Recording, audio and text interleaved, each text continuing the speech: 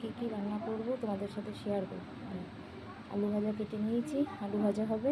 পেঁপে আলু কেটে নিয়েছি, পেঁপে আলুর তরকারি করব। ফোনটা ধরিয়ে দিই।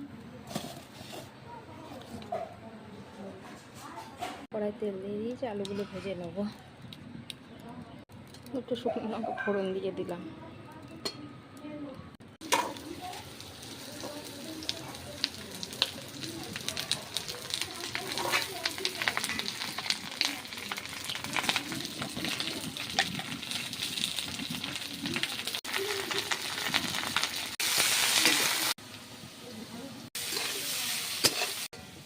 আলু ভাজা কমপ্লিট, নামিয়ে নেব।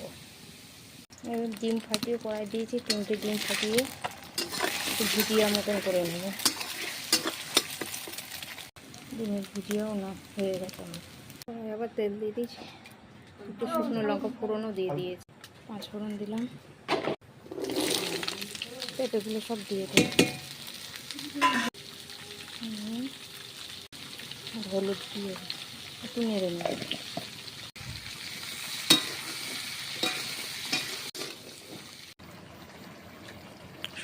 কাঁচা লঙ্কা আর তেজপাতা দিয়ে দিলাম, একটু নেড়ে দাও।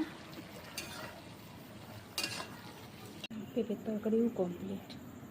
এবার রুটি করব। বন রুটি হয়ে গেছে।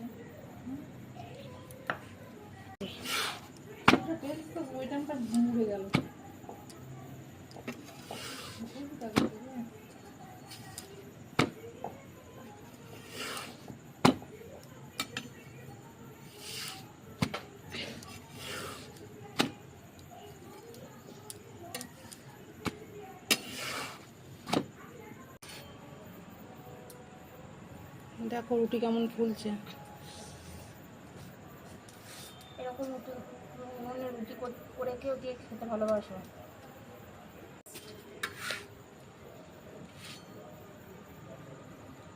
এই রুটি যে একবার খাবে সে আর অন্য রুটি খাবে না।